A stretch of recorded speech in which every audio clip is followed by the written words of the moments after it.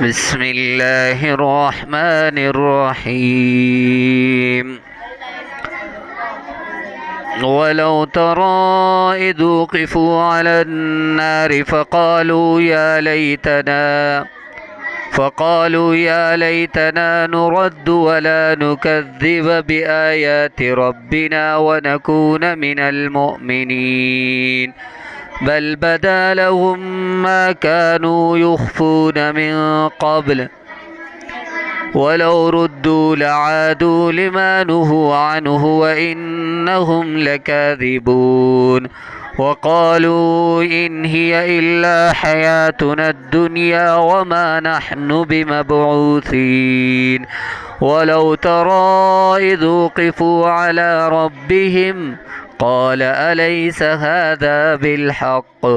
قالوا بلى وربنا قال فذوقوا العذاب بما كنتم تكفرون قد خسر الذين كذبوا بلقاء الله حتى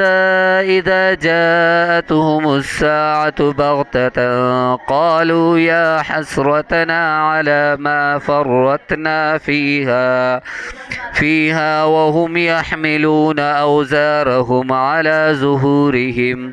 ألا ساء ما يزرون وما الحياة الدنيا إلا لعب ولهو وللدار الآخرة خير للذين يتقون أفلا تعقلون قد نعلم إنه ليحزنك الذي يقولون فإنهم لا يكذبونك ولكن الظالمين بآيات الله يجهدون ولقد كذبت رسل من قبلك فصبروا على ما كذبوا وأوذوا حتى